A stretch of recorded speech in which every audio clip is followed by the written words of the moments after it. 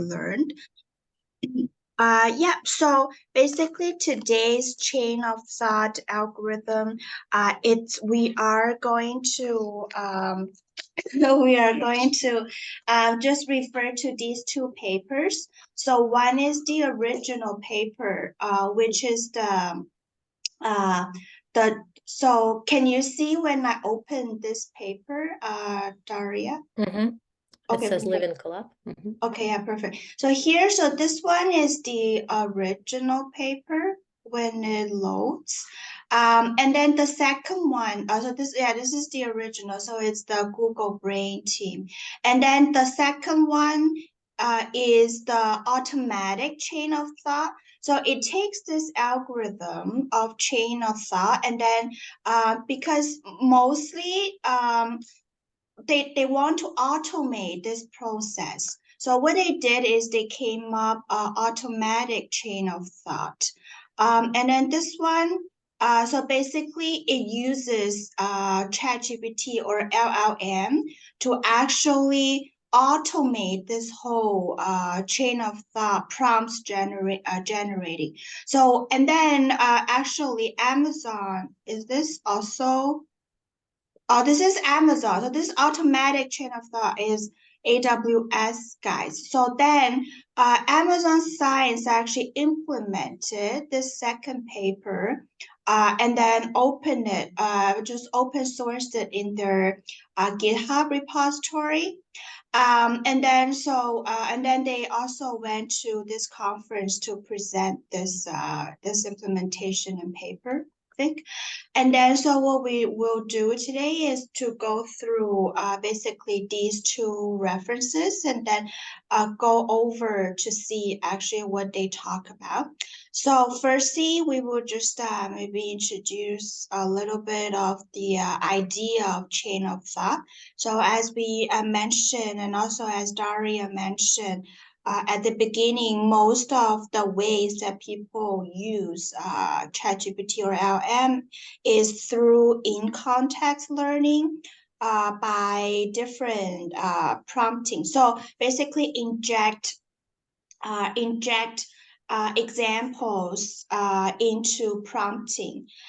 So the same thing for chain of thought, it's a prompting technique, but it's just a way that to draft your prompt to actually make your result better and more accurate. So here, the type of problems that can be used for this type of technique is basically three type of problems. So one is the arithmetic problem. So it's about mathematical calculation in your questions. And the second one is the common sense reasoning. And then the third one is symbolic reasoning problem. So you will see that it's all actually related to problems that need some inferencing or reasoning or say deduction. So it needs some thought process in it to derive, right? So it's like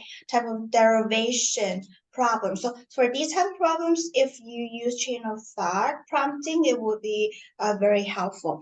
So here we can see an example how it actually improves the results. So, so you can see that if like those standard prompting, and then you would have so if you just say that this is your question, right? So when you actually include your questions and then you only give like examples, right? So this one we call it, so there are two type of giving example. One, if you don't give any, that's zero shot learning. And this one, it's probably one shot learning, or there are also few shot learning. So here in your question, you just this is zero shot, right? So basically it just asks, Roger has 5 tennis balls and then he buys 2, and then 2 cans, and then each can has 3. Then ask the question, so how many balls does he have now? So so this is one shot learning. So this is the example that it gives. Yeah, it embeds in the question. So and it says the answer is 11. So so the question give in the prompts, it gives one example and then ask the question. Then you can see the answer for that target question is actually wrong, right? Because in this example, that in the one-shot learning, it doesn't really show LLM actually how is the answer is derived. But if you use the chain of thought prompting, so when you are giving the example, so you actually in your answer, you actually includes the derivation, how it actually derives that answer. Then then when you actually ask another question, the LLM will give you the right answer with the explanation process, right? So basically, this is the whole idea of chain of thought prompting is that when you are including the one-shot examples or few-shot examples, not only you just give the answer itself, but you also demonstrate the whole process, how it come to this conclusion. So therefore, so now we know that, okay, so this type of prompting, it's good for the ChatGPT or LLM to actually solve math problems. Then you will need to ask the question then, so every single time when you have a question, then how can you automate this process, right? Because this injecting all these derivation process, it will be very time consuming for people to actually inject all of these process. You not only you have to understand the context of every question, but then you also have to, manually derive this whole explanation process. So therefore, there comes the second paper, which is the automatic chain of thought prompting in large language models. So, sorry, the part in blue is something that you supply, right? Like, this is something that you put in? Yeah, this is the model input. So this is the prompts. Yeah, so when like when you here's the ChatGPT box, and then you so like when we for the first session we talked about in context learning. So for that we say that, so like say, so we do Q&A, right? So ChatGPT is basically a generative model. So so therefore, usually you would like say there are different ways to interact with ChatGPT, right? So either you just ask the question, so without giving it any example, so then that would be just ask the just Q part, right?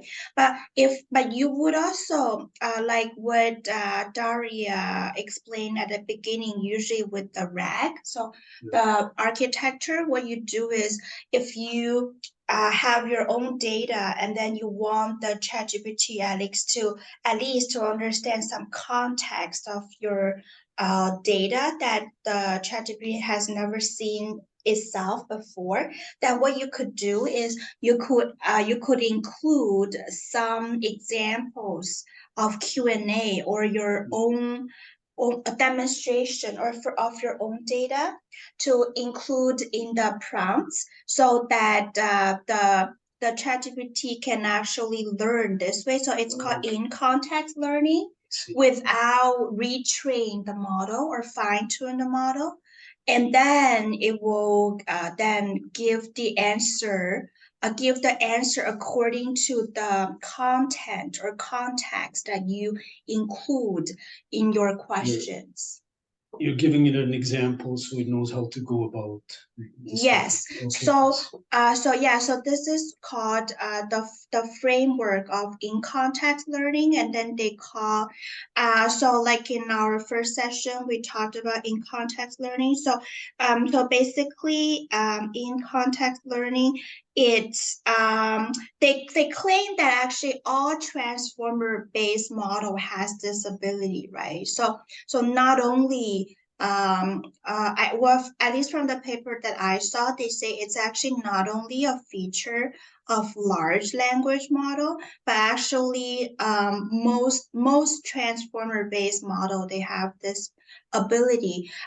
So I think it actually has a lot to do with just by the attention mechanism itself, because if you also look at this framework as the encoder decoder framework, right? So whenever it decodes, because like even the examples itself, it would actually look at it as an input or to go through the encoder. So then when the decoder tries to generate tokens, it would actually, through the attention mechanism, it would actually refer to even the examples that you inject into the model input.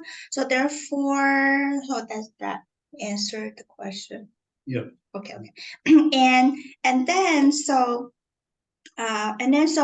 we then look at automatic chain of thought, right? So this paper then try to automate to form like this whole thought process in prompts.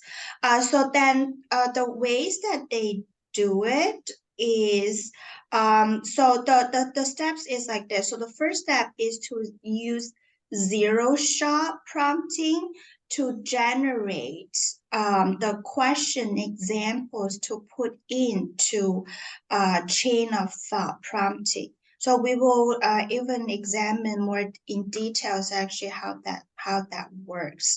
And then the next step is that what questions would you actually pick to use as examples in chain of thought examples. So it actually it compared two methods. So one is the retrieval method and one is the random sampling method. So the retrieval method then is actually indexing and clustering algorithm. So it starts from the target question that you really want to ask, and then it's just like in the LangChain library of the RAG architecture. So if it index your question database, and then it uses similarity search algorithm, and then it would actually cluster the question database, your question database, and then it finds the most similar questions according to the cluster to your target question, and then it will use those questions as examples, and then to use the zero-shot prompting to generate chain of thought statements for those questions.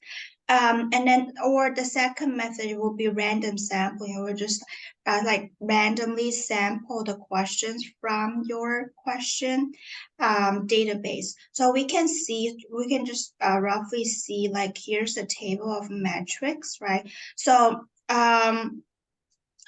here's the zero shot. So you can see actually the automatic chain of thought algorithm actually beats the manual few shot and also the zero shot chain of thought algorithm. So the zero shot chain of thought algorithm just means that it's still chain of thought by adding just a statement. Let's think step by step, right? So, and then without providing any examples. And then, so that's the zero shot chain of thought. And then the few shot, it will just giving examples just by manually adding the thought process. And then the third one is the automatic way. So you can see, even though it uses the zero shot chain of thought to generate your chain of thought few shot examples, you can see that it actually significantly improves from the zero-shot chain of thought. So here we can take an example of this first step, which is using zero-shot prompting to generate the few-shot chain of thought examples. So you start with the question, right? This is your question, and then you just do and so the chain of thought examples actually always are in the answer part. So here the zero shot chain of thought, you just say, let's think step by step, and then you input this example into the LLM, right? And then you see that it will generate for you. Okay, let's think step by step by supplementing the thought process, how the explanation actually how it thinks step by step. So here, so the question asks, a pet store had 64 puppies in one day. They sold 28 of them and put the rest into cages with 4 in each cage. How many cages did they use, right? And then it just explain actually the thought process and then give a conclusion. Therefore, right, the Arabic numerals is what. And then so after you use this zero shot chain of thought to generate the examples for the chain of thought, then you actually inject, right, this examples into further prompting to ask the question that you really want to ask. Okay, right? And then so here, yeah. So we go. Okay.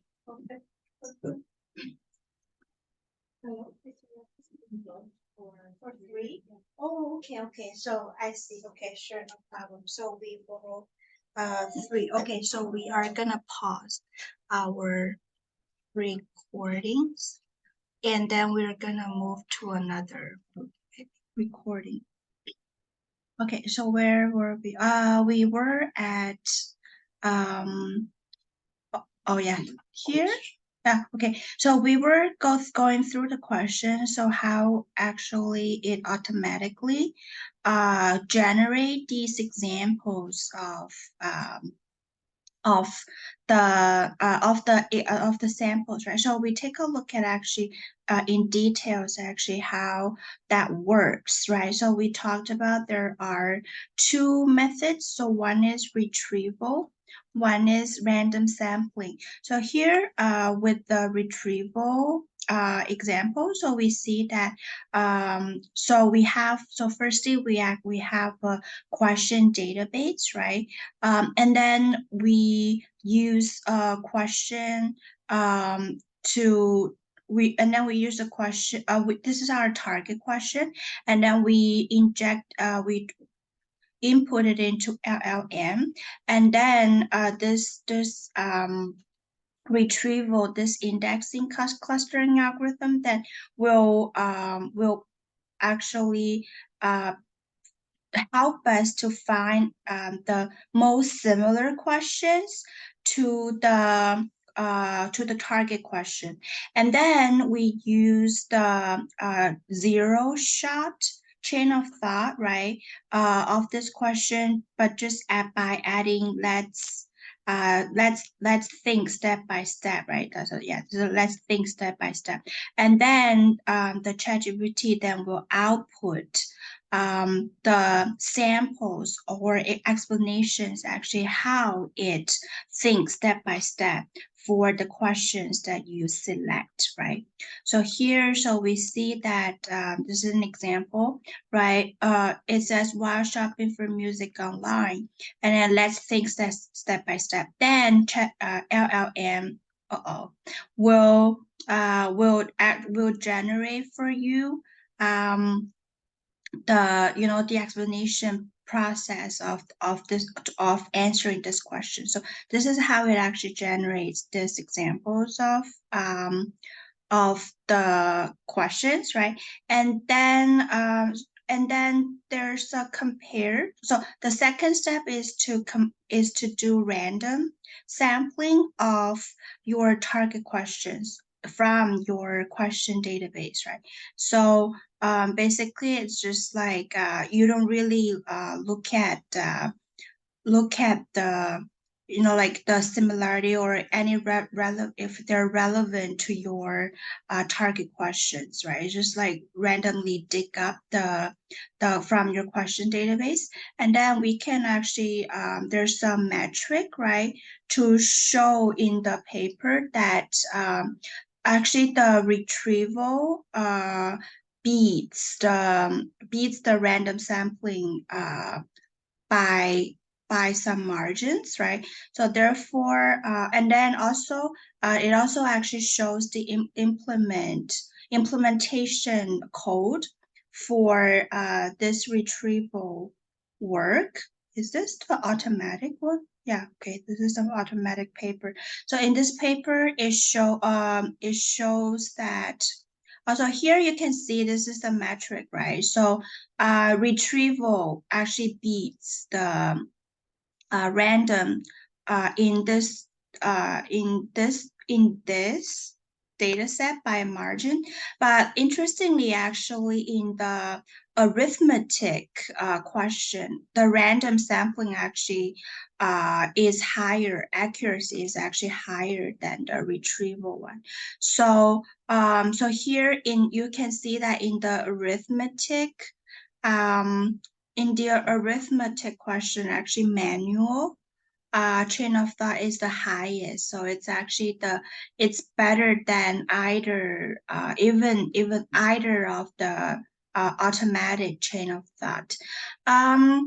And but like in the retrieval is still is better in two of the type of problems than the random sampling chain of thought, right? So I guess if you really want like scale your product, let's say that if you actually build the product for this, and then if you really want to scale it, right, and then you don't have time for people to actually rephrase them one by one, I think maybe this is a sacrifice or trade-off that you need to give in, right, and then just to buy the scalability of the process. And then we can also take a look at um, the the implementation code for this. Yeah, so here's the basically the pseudo code, not pseudo code, but like actual. So here in the clustering and the retrieval algorithm, what it does, it actually uses a sentence BERT. So this one, I think you can actually it's a library it's in the library Hugging Face. So what you do is you use this sentence BERT algorithm basically is to get the embeddings of the questions, right? So it's basically it's a process to digitize your question from text into vectors. So you use this algorithm, is use this function in the library to map your text into a vector in the vector space, and then you use similarity matching algorithm to find the distance, right, between the vectors. So you actually embed your target question first, right?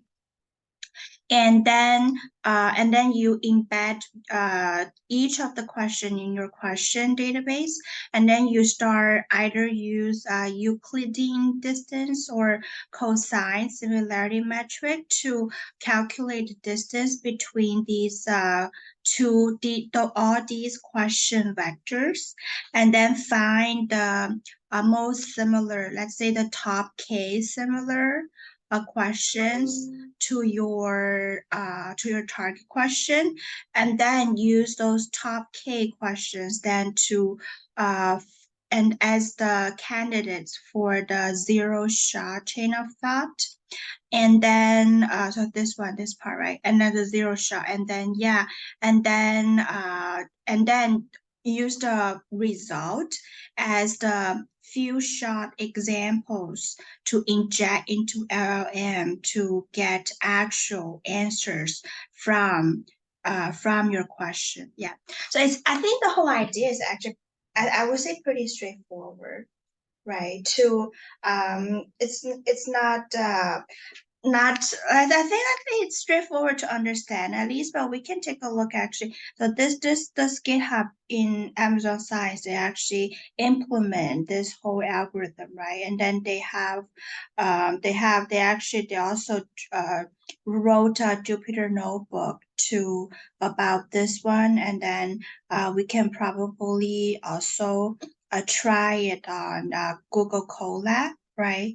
And yeah, so if you have question, if you have interest, then you can try this out. So I'm going to also paste this link later, maybe under our video comment section, and then you can just like take a look when you are interested yourself. Yeah. That'd be helpful. Sure. Yeah. Okay, any questions? Mhm. I think we lost all the people online. I think so. I Did tried we? posting that we switched. No, we're here. Oh, Sorry. thank you. Oh, glad that you didn't abandon us. That's No. with all these have embarrassment that we refugee go to different forms. Yeah, if any of you have any questions. Oh, did you lose my screen actually? No. We're Oh, full. not even the screen. Okay, perfect. So yeah, like if any of you wanna add any comments in the whole topic. Or like if anyone have an idea like how actually this could be incorporated into our own work. I don't know. For myself, I have to say, like when I used ChatGPT first time, I thought it could do logic. Like I didn't know that it couldn't solve problems like that. I didn't try it, but or at least I was hoping. That was my hope. So I mean, it's good to see that they're working on this. But why is it such a problem that it can't do like symbolic logic or like why do you feel like that? That's like the large language models can't solve things that easily. I think we can use that arithmetic, this problem, right? Sure. As an, yeah, okay, sure, Daria, if you wanna. I was thinking one problem with this large language generative AI that is just too smart. And the outcome of it is it hallucinates a lot. So you will get an answer. It's not just incorrect, but like my experience is depending on circumstances I can't even describe, it can come up with different answers. So then you need some grounding technique, which is to force it to be consistent throughout the time. And that's maybe where showing examples is a very efficient technique, just to force it to output sense rather than hallucinations. So this is one part of it, I think. Yeah, I think that makes a lot of sense. Yeah, so I would say like the problem that you mentioned, they probably mostly typically will arise in this mathematical calculation problem. Like you can see, I would say probably it just the thing is if you really think about this encoder, like in a encoder decoder framework, right? So whenever it's trying to generate the next token, right? So it will always have to go refer back to the attention, which part it actually needs to take most focus on, right? So then